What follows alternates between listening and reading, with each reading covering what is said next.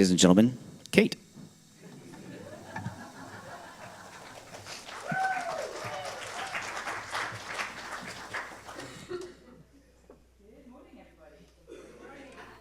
I would like to welcome you, whether you are here in person, a little sleepy-eyed like me, or maybe you're at home still snuggled up in bed watching on the live stream because you forgot about the clock change. That could easily have been me. Thanks, Miranda, for putting it on the remind text that the clocks were in fact changing this morning.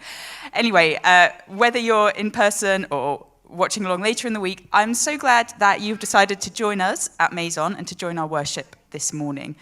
At Meizon, we have a mission statement. We are creating greater spaces for people to hear and experience the good news of Jesus.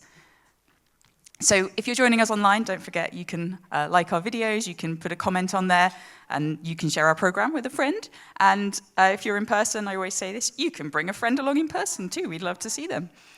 If you want to get in touch with us, we have a digital Connect card on our website, meizonchurch.com. If you visit that website, just click on Connect with us, and there's a place where you can sign up for events. You can give us your prayer requests. We love to hear whatever you've got to say, and if you fill in the Connect card, that's also really helpful because that helps us to generate our email list and just keep you in touch with what we're up to at Meizon. So I mentioned the remind text a moment ago. If you're interested in getting text updates, I find them really helpful. They'll just let you know when it's potluck Sunday, or when we have a new series starting, when we have a special event, when the clocks change so that you come to church at the right time. If you're interested in getting those reminders, just text at Meizon to the number 81010, and then you can be kept up to date that way. So, this weekend, we had a pretty exciting event going on. We had our yard sale. It was like an indoor yard sale. Apparently that's a thing. A good thing as well, because it was really rainy yesterday, so everything would have got really wet if it was outside. Who came along to the yard sale this weekend? Yeah, we were there. It was great. They had bunnies, like live bunnies. Good thing that I was there. With my family, otherwise my husband and kids probably would have come home with a bunny in a cardboard box, and I don't think that would have been a good thing. Anyway, I'm sure you're all curious and wondering how much money the yard sale managed to raise. Well, I have a mystery envelope with the total, so I'm just going to open that. Could I get a drum roll for the final amount? Sorry. And at the yard sale, we managed to raise $2,300. Wow. Well done, guys. Really huge thank you to everyone who was involved in organizing that, and to everybody who made donations and everybody who came along. That's an amazing total. Great job, everybody.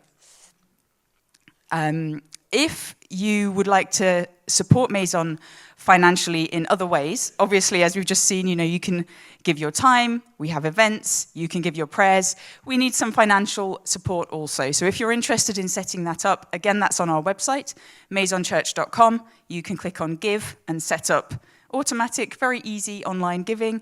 Or if you prefer to support us in other ways, then you can text the amount, the dollar amount, to 84321, then select Meizon Church.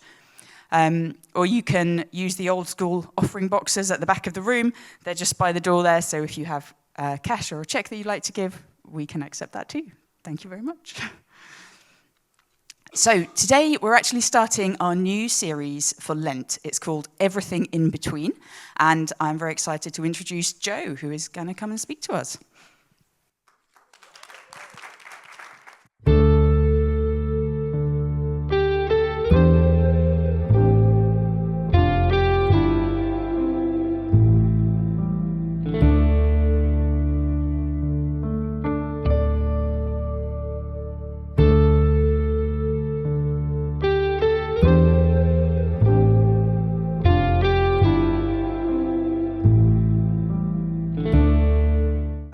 I am excited to be here. For those of you that don't know me, my name is Joe Smith. I was the lead pastor at Shift. I am the lead pastor of Shift, and I'm also whatever's going to be next. So just this weird, like awkward in-between thing as we continue joining our two communities together. And it has been a minute since I've been on stage. It's been a while since I could just show up someplace and just be. So it was really nice. I appreciated Miranda and the series that she put together, the Heard and Seen. So thank you, Miranda. I thought about it during this little break. Since I stepped into the lead role at Shift in the summerish of 2021, I think on average, as best I could tell, I have written and delivered 48 sermons a year. So it was really nice to just come and just sit and enjoy that. So thank you very much. Today we do start our series in Lent. And if you may ask yourself, what is Lent? Lent is an ancient path, worn smooth by the footsteps of countless seekers who have journeyed before us. It is a season of returning, a pilgrimage into the wilderness of the soul where we strip away illusion, we strip away distraction to encounter the divine in raw and unguarded spaces of our being. For 40 days, we enter the rhythm of Jesus' own wilderness experience, recalling that before he spoke a word of teaching, performed a single miracle, or gathered any following, he was led into solitude. There, in the silence and wildness, he faced his own humanity, his own temptations, his own need to trust in the one who had sent him. The desert did not change his identity, but it revealed it. And so it is with us. Lent is not a time to prove our worthiness through self-denial or pious performance. It is a time to unearth the sacred that is already within us, to notice the places where we have settled for lesser loves, and to make space for the voice that calls us beloved. The early Christian Celtic church understood that God was not confined to stone temples, but was present in the rhythms of the season and simple things like the flight of the heron, the turning of the tides. And likewise, Lent is not about escaping the world, but learning to see it rightly, to recognize the sacred pulsing through our ordinary days. It is a season of attention and a season of remembering. And as we enter Lent, we do not walk alone. We walk alongside the Christ who hungered, the Christ who wept, the Christ who resisted the pull of empire and ego. And we walk with one another, fasting from what numbs us and feasting on what makes us alive, holding space for grief and grace, two communities existing together in this liminal place of what was and what is to come. Lent is not a test, it is a homecoming. It is a quiet turning toward love, a slow unfolding of resurrection, even in the wilderness.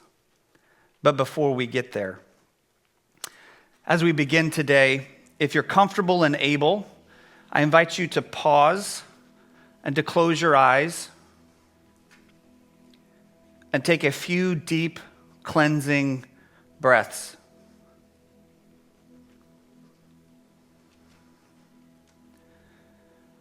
Let it fill you with a sense of grounding and presence. Whatever came before this moment, you can set it down. Let it rest for now. Whatever waits for you after this time, you can leave it there. It does not need your attention yet.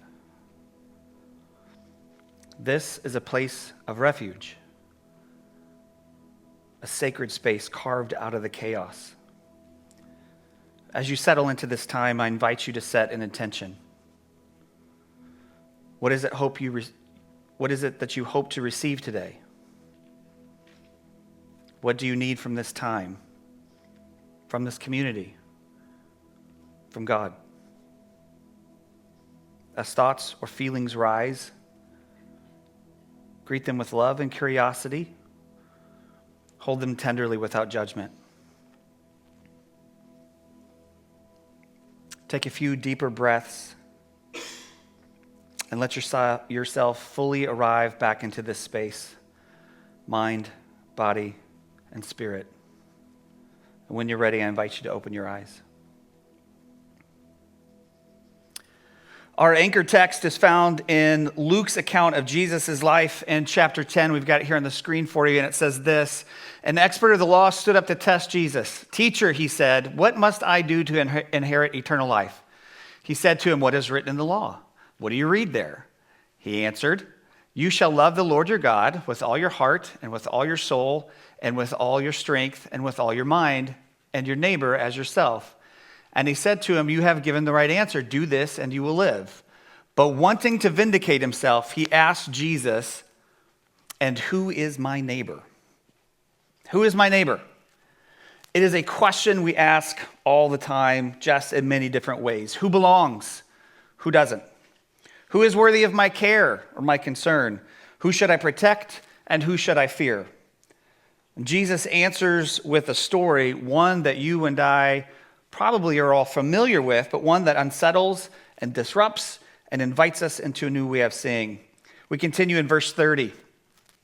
Jesus replied, "A man was going down from Jerusalem to Jericho and fell into the hands of robbers, who stripped him, beat him, and took off, leaving him half dead. Now by chance, a priest was going down that road, and when he saw him, he passed by on the other side. So likewise, a Levite, when he came to the place and saw him, passed by on the other side.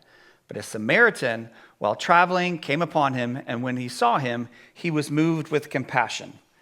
So the priest and the Levite is basically a helper to the priest, they pass by, and we, sitting here in the comfort of this room, or in the comfort of wherever you're watching from, are going to be tempted to judge them harshly. But let's be honest. How often do we pass by suffering because we are afraid, or busy, or uncertain? Now, I have read this story a million times, and I have probably heard it taught a million more times. And every time I have looked at the priest and I've looked at the Levite, and I have judged them for ignoring the need of their fellow human. They looked at suffering and they stepped right over it. And maybe that's true, right? I mean, it's a story, so maybe that's true. But I think if we step back and we take a look at their humanity in the story, maybe they were just scared.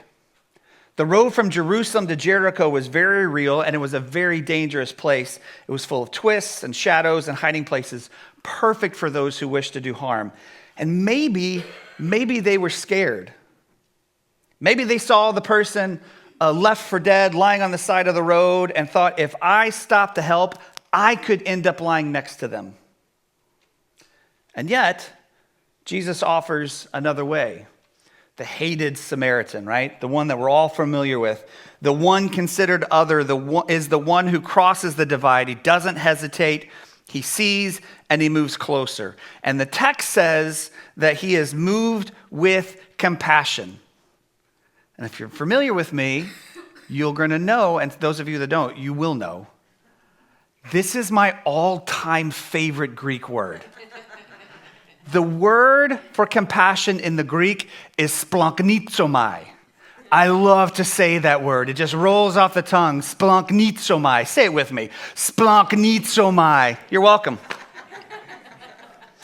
It literally means to be moved by the bowels, because during this time period, the bowels, the gut, was seen as the center of emotion, all right? So it's this visceral, physical reaction that we have when we see suffering in front of us. It is the thing that moves us from our seats and into action. And in that moment, the stranger becomes neighbor. Now, we are conditioned to think in dualities from the time that we're young, and we almost never outgrow that. Us and them, good and bad, safe and dangerous. But Jesus is not interested in those categories. Franciscan monk and mystic Father Richard Rohr sums up the violence of this dualistic story well when he said, "It is hardly an exaggeration to say that us and them seeing and the dualistic thinking that results is the foundation of almost all discontent and violence in the world." In Celtic theology, there is something called thin places.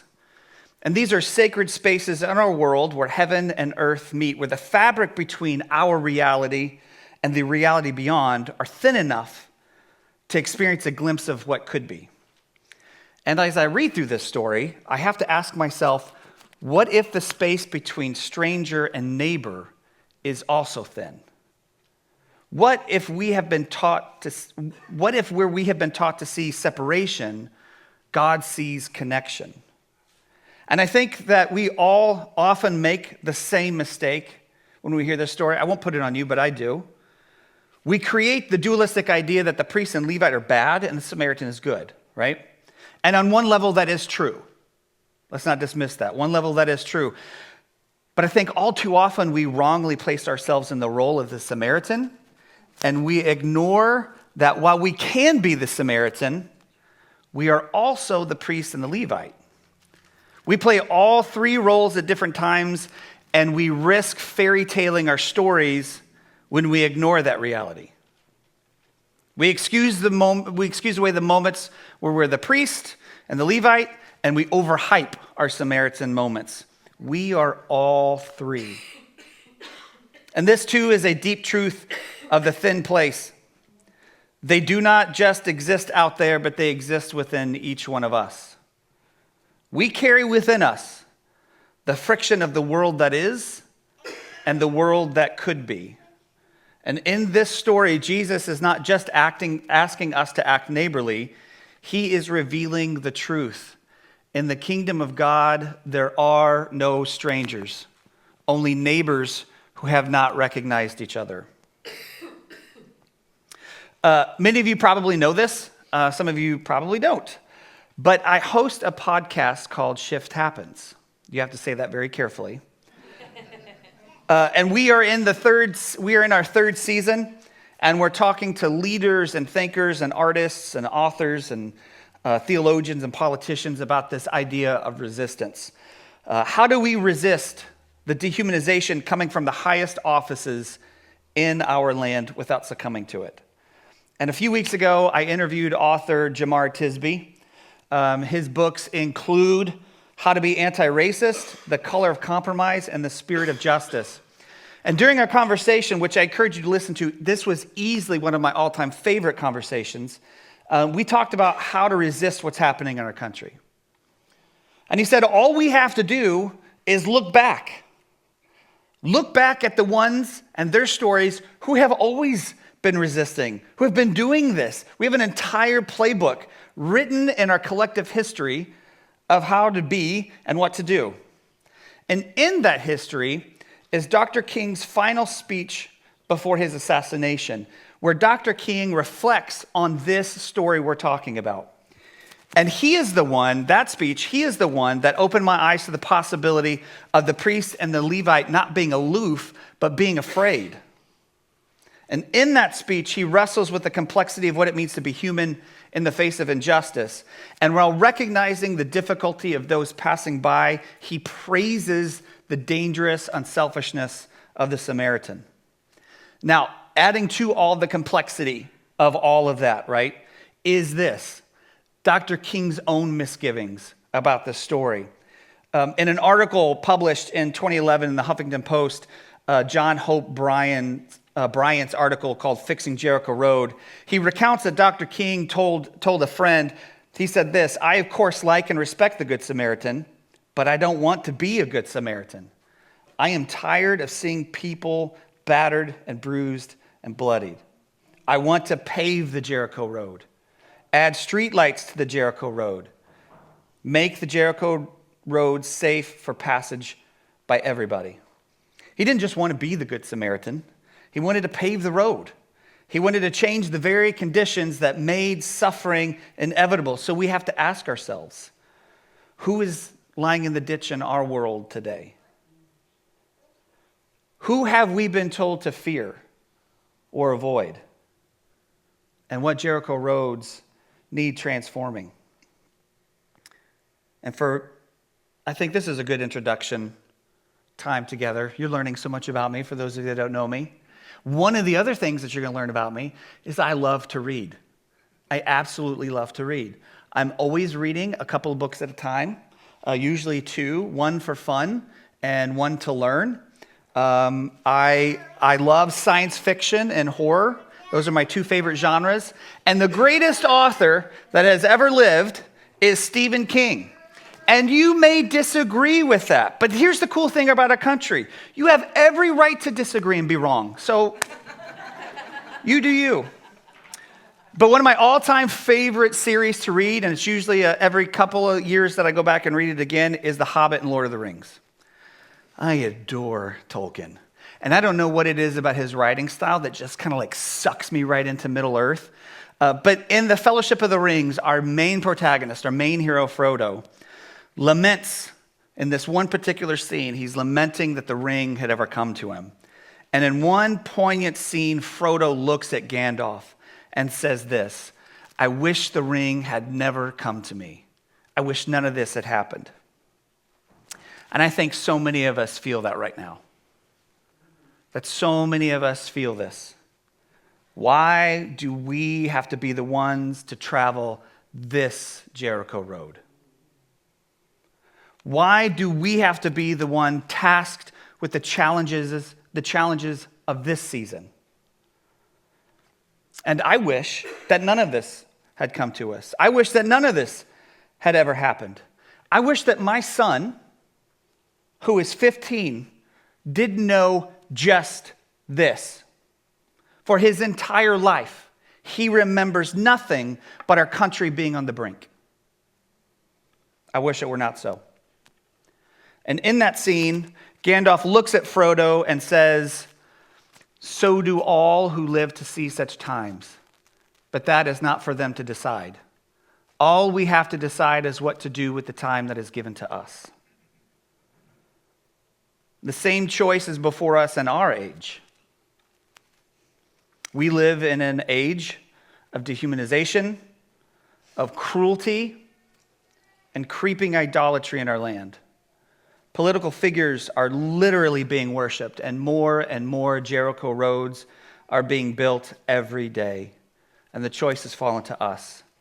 Do we allow apathy or maybe fear of what could happen to stop us from responding to the harm that we are seeing? Or do we, like the Samaritan, allow compassion to wrench our guts and move our feet, knowing that to stop and help might invite danger upon ourselves? Do we allow that splagnitsomai to create our own dangerous and selfishness and do something about the beaten person left for dead?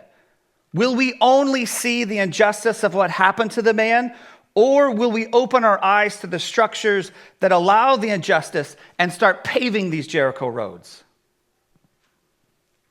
Will we allow capital L love to help us see beyond the false binary of us and them?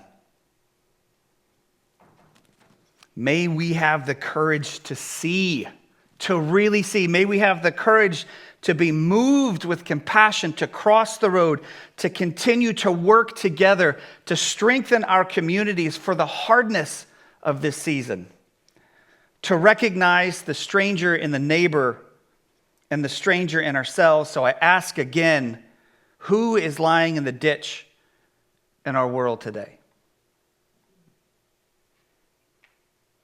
Who have we been told to fear or avoid? And what Jericho roads need transformation? If you're new, since I'm new, I like to end my this time together with a moment of reflection, a time of observation. And I do that to allow you time to listen to your body and to listen to the Spirit. And so the band will come back up, and there's music playing, so it's not an awkward silence. We're going to try to create as much intimacy in the larger space as we can. And I will ask a few questions to guide that process. So just like we began our gathering, I invite you to close your eyes and to take a few deep breaths and to allow yourself to feel what you need to feel. My first question is, what was your intention for today? What did you need from this time? Did it come to you? If so, what's it saying? And if not, what's that saying?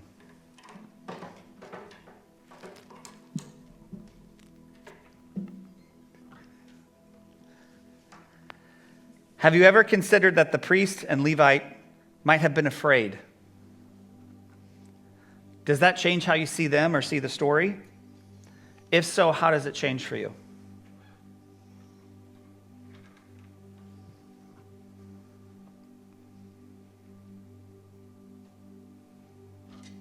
Where have you been taught to see separation, but God is calling you to see connection?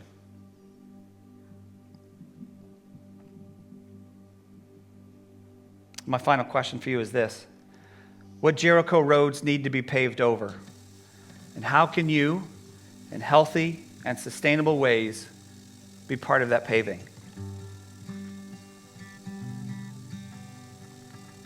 Let's pray. God of justice and mercy, the one who crosses the road, you have opened our eyes today, not only to the one left bleeding on the roadside, but also to the road itself, the system that allows suffering to be so common that we learn to look away. We confess that too often we have been the priest and the Levite, not because we lack compassion, but because we've been told that safety, purity, and order matter more than justice, more than courage, and even more than love. Forgive us when we have chosen self-preservation over solidarity. Forgive us when we have believed that helping one person was enough while ignoring the road that keeps wounding more. Give us eyes to see not just the suffering, but its causes. Give us hearts to feel not just pity, but holy anger. Give us hands to move not just toward charity, but towards justice. And as we go from this place, may we be a people who do more than stop and help. May we be a people who refuse to accept a world where suffering is expected, where violence is normal, where some lives are disposable. May we be builders of a new way, co-creators with you in the work of justice, healing, and wholeness. Bring comfort to the afflicted, healing to the broken, and freedom to the chained. In the name of the one who shows us the way. Amen. And everyone, Kate. Thank you, Joe. Thank you for that challenge. What are we going to decide to do with the time that's given to us? It can be a bit daunting, actually, and a bit of a scary question to answer, but we're not alone. We are walking alongside each other, and we're walking alongside Jesus. So thank you for that. So this week, we have an event coming up on Friday, the 14th of March, and then we're going to repeat it again on the 28th of March. It's a church-wide, off-campus meetup, a chance for us all to hang out, to get to know each other, just get together and share some time socializing together. So on the 14th and again on the 28th of March, that's at 6 p.m. until 8 p.m. and that's going to be at First Magnitude. Bring the family, it's suitable for everyone. We would really love it if we could see you there. Tonight we have the youth group meeting. It's our 4th meeting of the youth group. It has been so exciting seeing some of our young people coming along. We're starting to get to know each other.